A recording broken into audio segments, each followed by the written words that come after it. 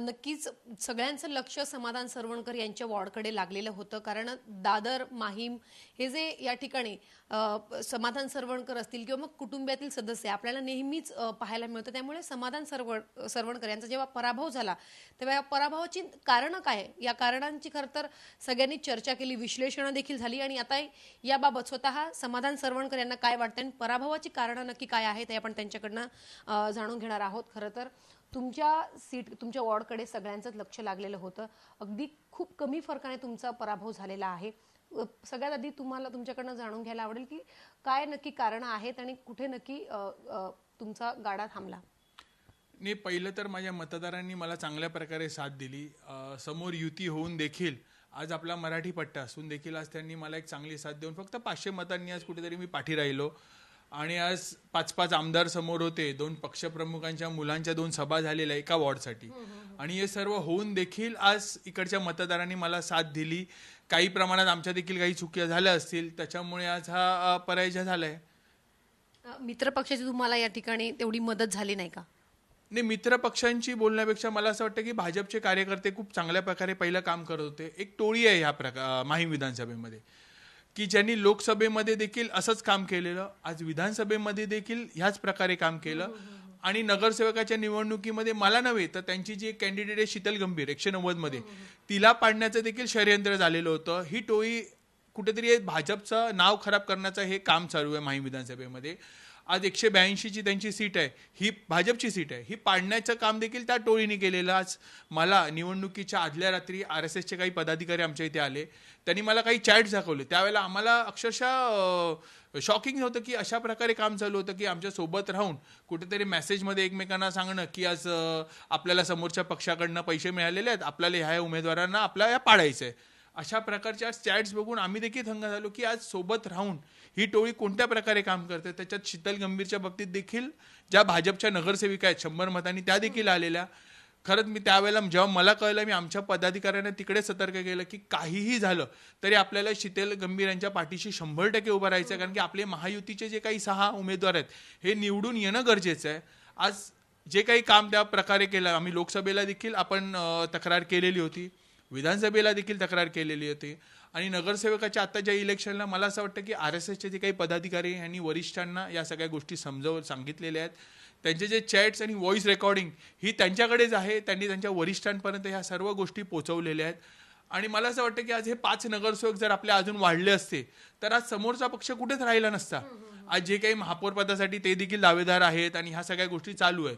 आज महायुतीचे अजून जर 5 नगरसेवक वाढले असते तर आपणच क्लीन स्वीप केली असते, ते कोणी टिकलं नसतं. पण कुठेतरी आतमध्ये राहून भाजप आज खोळखोळ करण्याचं काम एक विशिष्ट टोळी ह्या परिसरात ह्या लोकसभेमध्ये करत आहे. आणि मला असं वाटतं की आज देवेंद्र फडणवीस साहेब, आशिष शेलार साहेबांच्या एकेरी पद्धतीने इकडे उल्लेख केला जातो त्यांच्याच शाखेमध्ये. आज त्यांच्या नावाने या शिव्या दिल्या जातात ह्या टोळीकडनं. आज कुठेतरी त्यांना तिकीट नाही मिळाले म्हणून आज त्यांच्या नावाने अक्षरशः रस्तोरस्ती शिव्या दिल्या जातात. हे सर्व प्रकार आज भाजप पक्षाला देखील कळलेले आहेत. आणि ह्या टोळीचा बंदोबस्त मला असं वाटतं की भाजप पक्ष हा 100% करेल. कारण की RSS चांगल्या प्रकारे या विभागात काम करत होतं. त्यांनी ज्या वेळेला ह्या सगळ्या गोष्टी त्यांना कळलं, त्यांनी त्यांच्या वरिष्ठांना लगेच ते चॅट्स असून देत, व्हॉट्सअप ह्या ज्या काही गोष्टी आहेत त्या सर्व त्यांनी वरती कळवल्यात.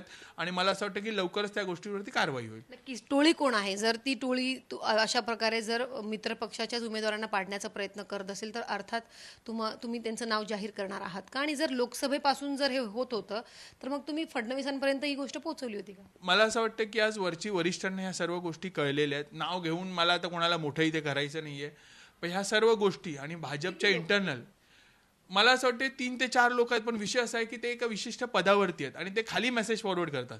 सामान्य कार्यकर्त्याला काही माहीत नसतं या गोष्टी, पण त्या जे प्रकारे व्हॉट्सअपवरती मेसेज फॉरवर्ड करतात असं वाटतं की हा पक्षाचा आदेश आहे का, अशा प्रकारे. पण हा पक्षाचा आदेश नव्हता. आज देवेंद्र फडणवीस साहेबांनी किंवा एकनाथ शिंदे साहेबांनी 100% पाठिंबा या माहीम विधानसभेत सर्व उमेदवारांना दिलेला.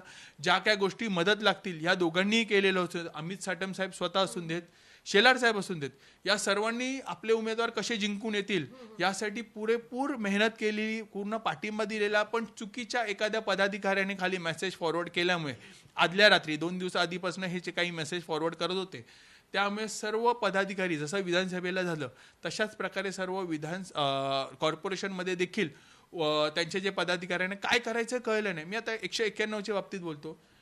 आज इकडे फक्त 100 मतांनी सीट पडली. समोर 4 वेळा नगरसेविका होती, एक टर्म महापौर, मुंबई महानगरपालिकेची महापौर, एक टर्म आमदार, एवढी स्ट्रॉंग कॅन्डिडेट असून देखील आज प्रिया सरवणकर गुरव यांची आज पहिली निवडणूक होती. एवढी असून लढत देऊन फक्त 100 मतांनी ही निवडणूक ही सीट पडली. तिथेही तेच झालेलं आहे. तिथेही ज्या प्रकारे मेसेजेस त्यांचे व्हॉट्सअपमध्ये पडले. प्रिया सरवणकरला सुद्धा पाडण्याचा प्रयत्न झाला. 100. प्रिया सरवणकर हे तर आमची उमेदवार शिवसेनेची होती. इथे भाजपचे उमेदवार पाडणं 182 आणि 190 जे भारतीय जनता पक्षाचे उमेदवार आहेत यांना पाडण्यासाठी देखील षडयंत्र चालू होतं. आणि 192 मध्ये आमचे उमेदवार आहेत त्यांना देखील तशाच प्रकारे छळण्यात आलं. आज आमचे उमेदवार पाडणं ठीक आहे, पण महायुती म्हणून आज आम्ही एकत्रित लढतोय. पण भारतीय जनता पक्षाचे उमेदवार कसे पडतील यासाठी देखील एक षडयंत्र झालं.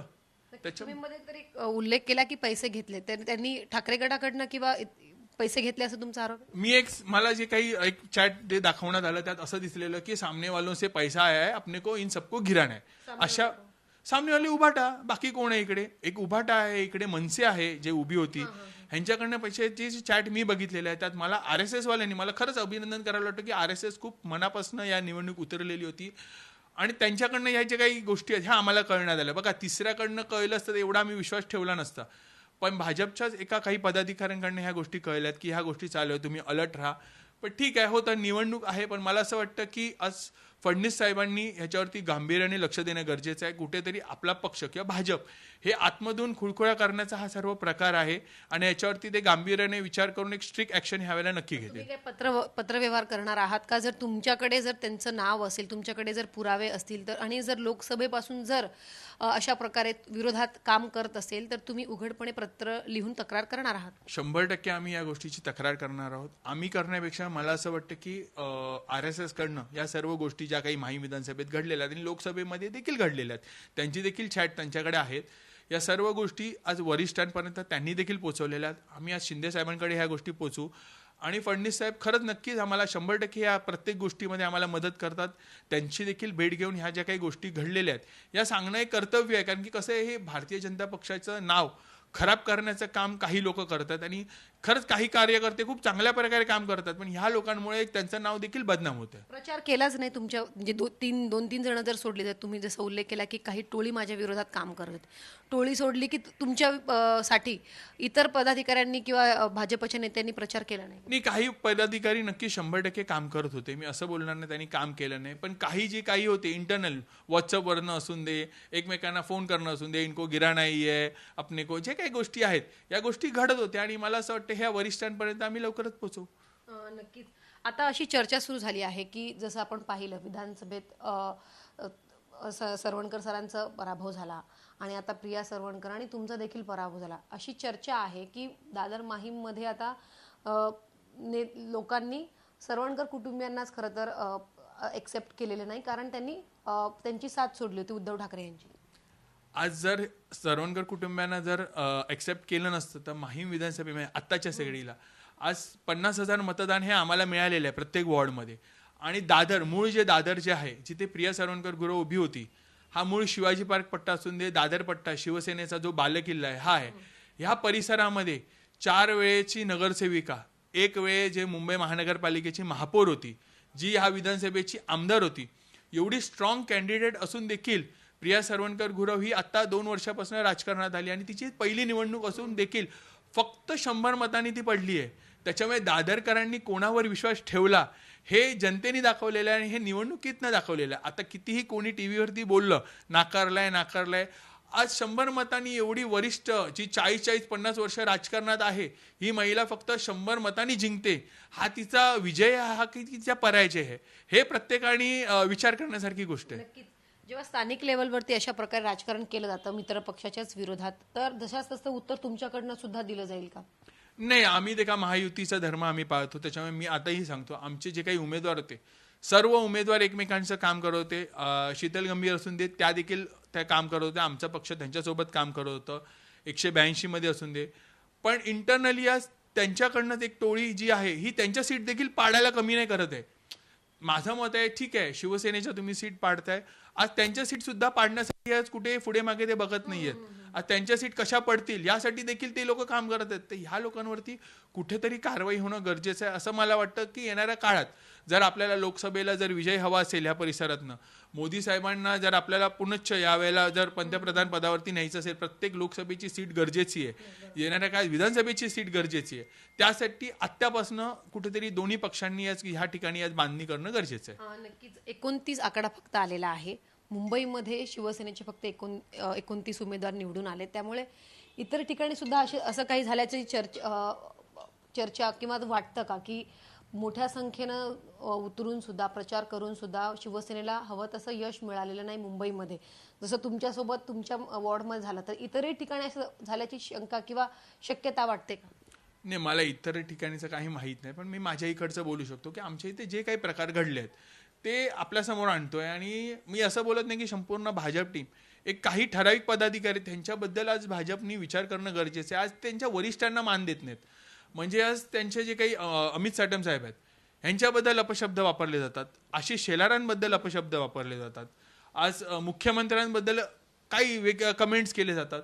हे त्या पक्षात राहून ह्या गोष्टी घडत आहेत. त्याच्यामुळे त्यांच्यावरती कारवाई होणं गरजेचं आहे असं मला वाटतंय. नक्की शेवटचा प्रश्न, सध्या महापौर पदावरून दोन्ही पक्षामध्ये, दोन्ही मित्र पक्षामध्ये सध्या वाटाघाटी सुरू होईल. त्यासाठी आता तयारी सुद्धा झालेली आहे. या संध्याकाळी दिल्लीमध्ये बैठक पार पडणार आहे.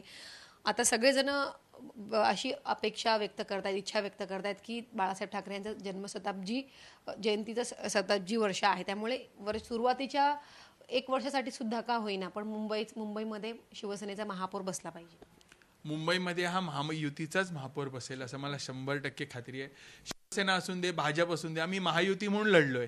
त्याच्यामुळे 100% महायुतीचा महापौर हा मुंबईमध्ये बसेल. आणि आज जनतेने जो कौल दिलेला आहे हा दोन्ही पक्ष मान्य करतील. नक्कीच. धन्यवाद आमच्याशी बातचीत केल्याबद्दल. व्हिडिओ जर्नलिस्ट मनीषसह सीमा आढे, झी 24 तास, मुंबई.